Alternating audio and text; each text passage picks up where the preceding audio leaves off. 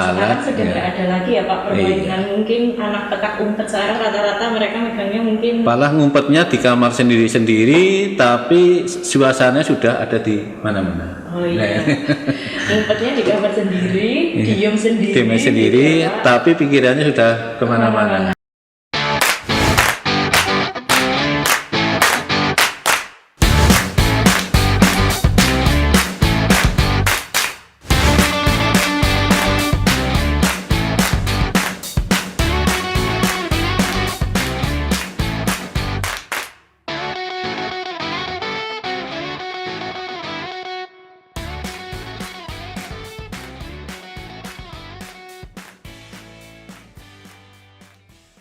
Selamat siang, bertemu lagi dengan saya di channel Oma Sinau untuk podcast Dialogika. Perkenalkan, nama saya Fernanda Khairunisa. Ya, di sini nanti kita akan berbincang santai dengan pembicara kita. Kita akan berbincang banyak hal. Yang penting isinya nanti insya Allah ya teman-teman bisa dapat manfaat yang sangat banyak ya. Nah, kali ini kita kedatangan narasumber kita yang sangat luar biasa. Ada Bapak Sutarso. Bapak Sutarso, selamat siang Bapak. Selamat siang Mbak Nisa. Ya, bagaimana kabarnya? Alhamdulillah baik, sehat hari ini. Alhamdulillah baik, sehat hari ini ya Pak. Seperti cuaca kita hari ini ya sangat cerah ya. Cerah. Iya. Mudah-mudahan begitu Mbak Nisa. Ya, Bapak, kali ini kita akan ngobrol santai tentang pergaulan remaja kita yang di Indonesia, terutamanya di Kebumen, ya Pak. Kalau dulu kan, kalau tidak salah, ketika saya masih remaja, masih sekolah, itu saya tidak pernah mengenal yang namanya media sosial dalam bentuk digital. Ya sama dengan kita dulu. Iya, itu yang dulu ya Pak. Iya. Dalam bentuk digital, kemudian mungkin saya dulu mainnya itu cuma main kelereng, main lompat tali, seperti ya Pak. Sedangkan sekarang kan remaja kan sudah sangat mereka biasa mencari informasi di media sosial, jadi pergaulan mereka itu sudah sangat luas, sangat bebas istilahnya, bebas. Seperti itu. Luas tak terbatas. Iya, luas tak terbatas, ya gitu. Nah, menurut Bapak, pandangan Bapak tentang remaja saat ini itu seperti apa Pak? Sebetulnya remaja saat ini luar biasa sebenarnya dari sisi penyediaan materi, kemudian kesempatan untuk memperoleh beberapa hal. Sebenarnya remaja kan lebih lengkap lah, apa-apa ada. Oh, iya. Kalau dulu kita kan kita mau pergi kemana harus nangis dulu kepada orang tua, kepengen layangan harus dibuatkan, bahkan tidak saat itu atau tidak bisa harus beli dan sebagainya. Kalau dulu saya sering kepengen sesuatu mesti harus nangis dulu lah. Ada usahanya. Justru sekarang berbeda. Semuanya sudah ada lah. Sudah ada, sudah gampang ditemukan. Dan itu perbedaannya untuk masalah permainan kondisi remaja dulu dan remaja sekarang. Dan kalau dulu nampaknya banyak ke permainan yang menggunakan alam lah. Iya. Kalau sekarang permainannya sudah berbeda, alatnya sudah canggih-canggih. Itu perbedaan dengan sekarang, sehingga mungkin hasilnya pun nanti akan berbeda. Ya. Kalau dulu mungkin masa-masa remaja kita dulu mungkin karena adanya seperti itu dinikmati dan itu membekas. Kalau dulu kita pada saat kecil punya permainan dan sebagainya, sampai sekarang kita ingat.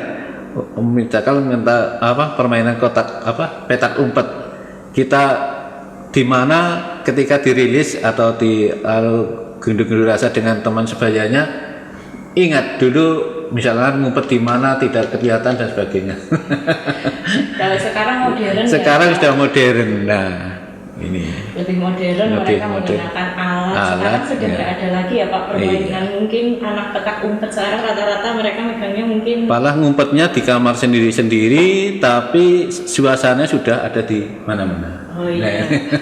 Ngumpetnya di kamar sendiri, diem sendiri, tapi pikirannya sudah kemana-mana. Iya.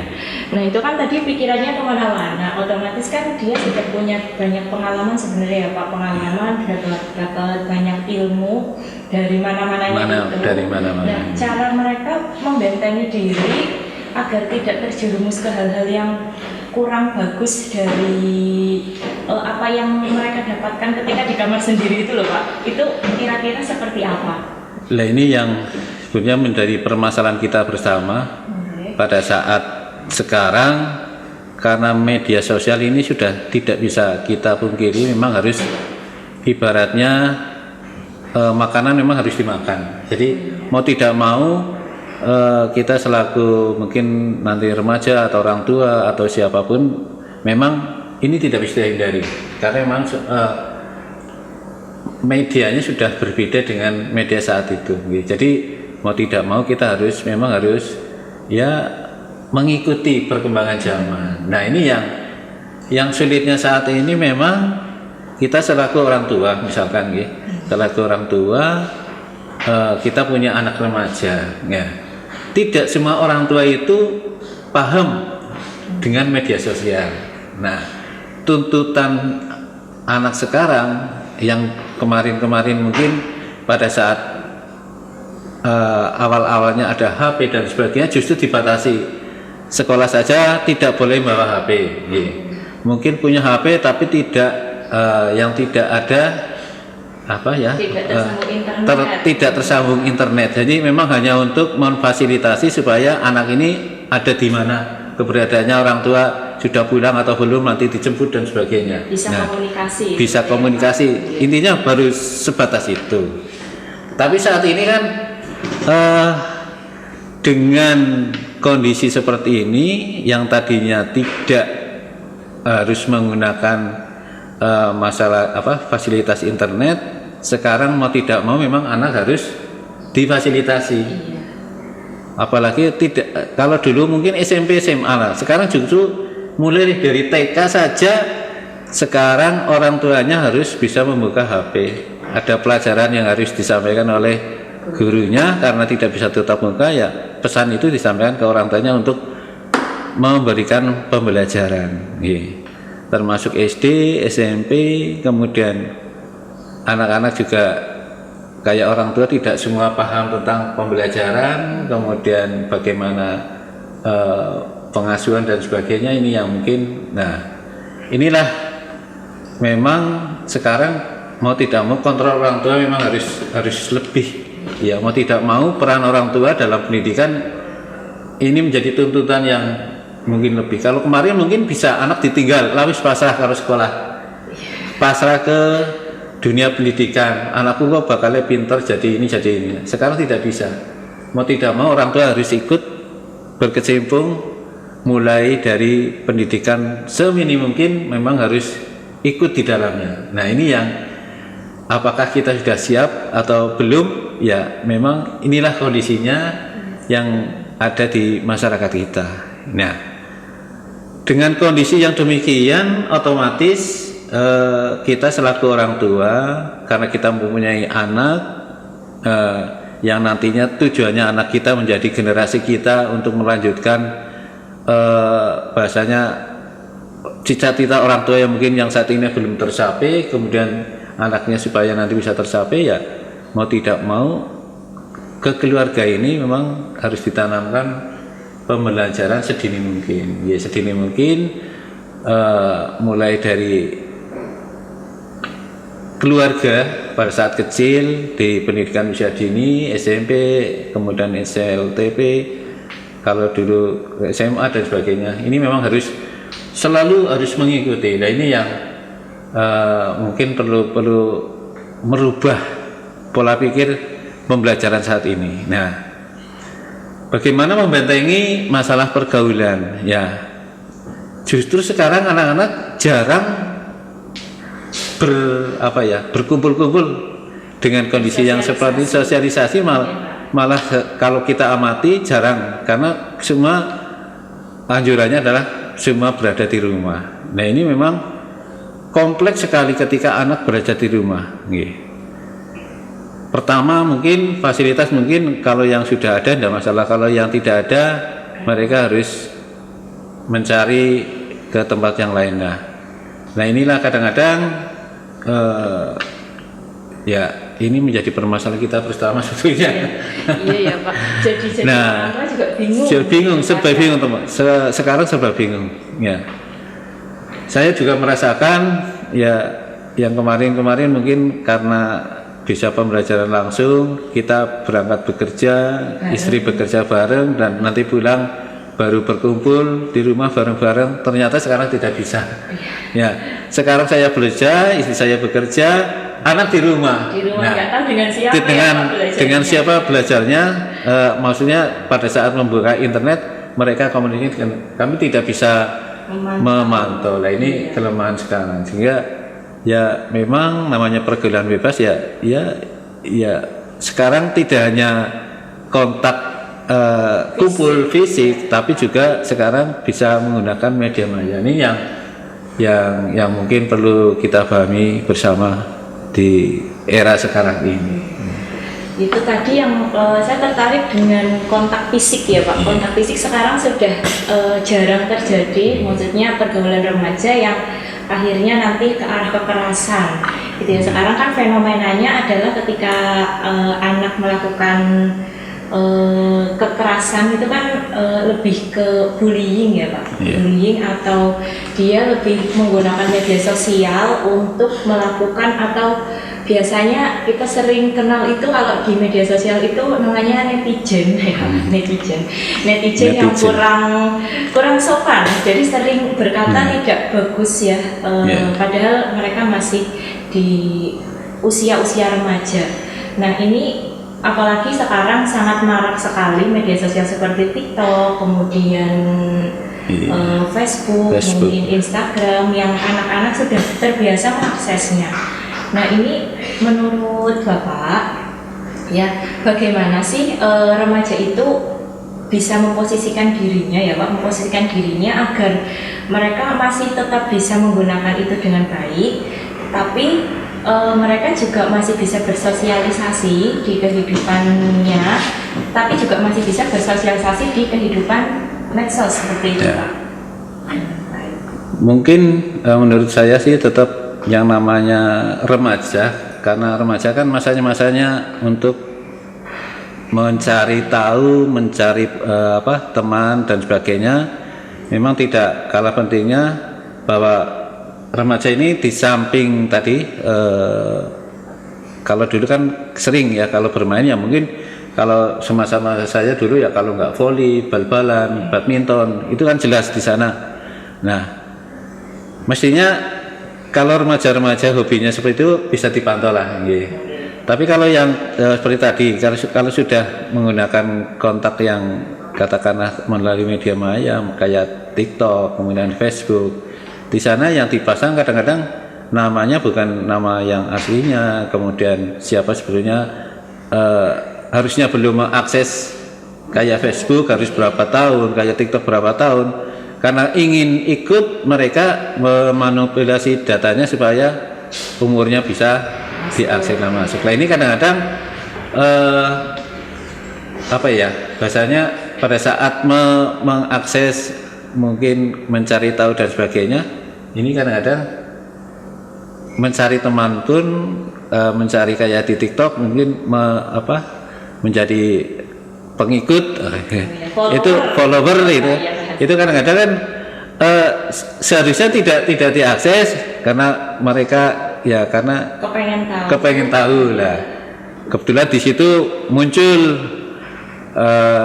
tayangan yang bagus, muncul akhirnya kan tetap karena menjadi follower kan tetap setiap ada kiriman tetap muncul di situ. Nah ini yang mungkin kadang-kadang tidak selayaknya ditayangkan, dilihat, akhirnya mau tidak mau karena muncul duluan ya otomatis jadi menonton. Nah ini kayak orang tua kayak saya tidak mungkin karena pengetahuannya kurang dan sebagainya, bagaimana menghentikan operasikan supaya tidak muncul dan sebagainya kan tidak mungkin. Nah ini memang kalau saya sih berpendapat kalau memang bagaimana supaya remaja ini bisa terbendung seperti itu, mungkin ada semacam yang punya media itu yang di sana bisa bahasanya menfilter lah ya, supaya konten-konten ini tidak bisa diakses oleh anak-anak. Nah, ini mungkin seperti itu. Tapi siapa yang sekarang pertanyaan yang bisa,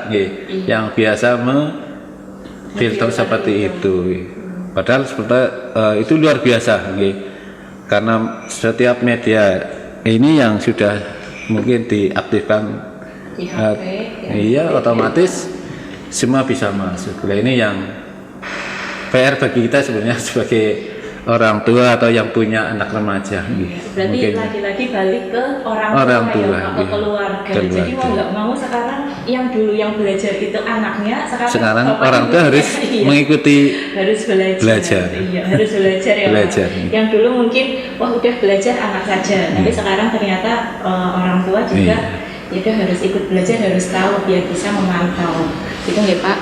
Nah mungkin satu lagi Pak, ini menurut Bapak melihat fenomena saat ini ya, remaja terutama yang putri-putri mungkin ya Pak, itu kan biasanya sangat suka sekali untuk membuat konten di TikTok ya. Mungkin seperti dia tidak putri-putri. Putra juga. Coba sih. Putra-putri mungkin ya Pak. Putra-putri yang biasanya sering membuat konten di TikTok itu mungkin berupa gerakan-gerakan ya mungkin itu ada yang bermanfaat, ada yang tidak, kan ya Pak. Biasanya kan ada yang seperti itu mungkin ada yang memberikan informasi, mungkin yang lainnya juga tidak memberikan informasi. Nah itu biasanya mereka melakukan seperti itu dalam bentuk apa sih Pak? Maksudnya apakah mereka hanya ingin atau bagaimana? Kenapa kok anak-anak tersebut itu mau melakukan itu di akun TikToknya kalau sesuai dengan psikologi remaja? Kalau yang saya tahu dan saya amati, kenapa TikTok itu kan berasal dari daerah Cina ya? Korea atau Cina lah, Waktu itu mungkin di film-film yang Korean itu kan di situ ada gerakan-gerakan yang memang di sana, karena di sana memang kayak TikTok itu memang sudah konsumsi harian, jadi kebetulan pada saat ini kan remaja-remaja kita seringnya nonton film-film yang sifat kayak Korean kayak gitu. Mau tidak mau melihat akhirnya ya tiru-tiru, termasuk ruangan sendiri dihias kayak di Korea dan sebagainya. Nah itu ada boneka dibeli dan sebagainya, sampai meniru gerakan-gerakan yang di sana sudah biasa dilakukan oleh. Ini yang ada beberapa masyarakat punya pro dan kontra. Ada yang melarang TikTok itu dilaksanakan oleh anak-anak remaja. Tapi kalau melihat demikian juga kalau kita melihat di akunnya, TikTok ini tidak hanya dilakukan oleh remaja kalau di kita. Oh iya. Kalau di sana mungkin di kalangan remaja, tapi di kita juga tidak hanya di kalangan remaja, termasuk kalau buka para pejabat, para yang mungkin mereka butuh tenar dan sebagainya, mereka sekarang sudah masuk di seperti itu. Dan kayaknya kayak Instagram, TikTok, kemudian Facebook itu menjadi kayak konsumsi wajib bagi pejabat yang mungkin ingin viral atau popularitasnya. Nah ini yang di sisi lain ada masyarakat yang menganggap TikTok ini nggak perlu, tapi di sisi lain kok ada pejabat yang melalui akun pejabat ikut di situ. Nah sebenarnya mana yang sebenarnya kayak kita masyarakat awam juga ya sempat bingung istilahnya, ikut melarang untuk seperti ini atau bagaimana, tapi nyatanya memang ada seperti ini. Jadi ada pro dan kontra sebenarnya. Iya. Okay. Jadi tadi ternyata orang tua pejabat itu juga banyak yang menggunakan media sosial untuk biar jadi viral. Jadi mungkin remaja juga banyak yang seperti itu. Mungkin yang terakhir ini Pak, pesan Bapak untuk remaja-remaja kita saat ini, mungkin terutama untuk siswa-siswa kita yang saat ini sedang belajar daring, di kehidupannya sehari-hari pada saat ini, kira-kira pesannya itu apa Pak? Kalau menurut saya sih tetap, karena ini mau tidak mau siswa memang harus berada di rumah. Kalau tatap muka juga tidak tahu kapan atau diperpanjang atau tidak. Nah ini justru saatnya sekarang kayak siswa tetap kembali ke kewajiban seorang siswa. Okay. Kalau siswa belajar ya di bangku belajar ya belajar sesuai dengan rule-nya. Kalau di sekolah-sekolah yang kejuruan ya meningkatkan pengetahuan dan keterampilannya. Kalau yang di sekolah-sekolah yang sifatnya umum ya ke materi-materi yang pembelajaran secara umum, itulah saja yang diperdalam untuk mempersiapkan. Kalau yang di umum otomatis bersiap-siap untuk melanjutkan ke jenjang pendidikan yang lebih tinggi. Kalau yang di kejuruan bisa menuju ke tempat pendidikan tinggi juga meningkatkan skillnya. Nah, ya otomatis kembali ke kewajiban seorang siswa. Karena saat ini saatnya di usia belajar, masa belajar, dimanfaatkan waktu sebaik-baiknya di masa-masa yang pembelajaran ini, karena waktu tidak akan terulang kembali. Sekali gagal di masa-masa pembelajaran di awal ini ya sudah bahasanya tidak bisa kembali, dan persaingan sekarang semakin ketat ya, semua serba tepat ketat dan sebagainya. Mau tidak mau harus meningkatkan kualitas diri ya. Ini yang harus dipersiapkan sejak dini. Pesannya sangat luar biasa ya, kita harus bisa meningkatkan kualitas diri kita. Iya. Nah, untuk para remaja itu tadi pesan dari Bapak Sutarso yang mungkin bisa kalian nanti terapkan di rumah masing-masing ya, karena tadi ya belajar itu tidak cuma di sekolah ya Pak, tapi bisa dimanapun dan kapanpun, di mana saja dan kapan saja. Mungkin untuk podcast Dialogika kali ini cukup sampai di sini. Kita ketemu lagi nanti di podcast sebelumnya.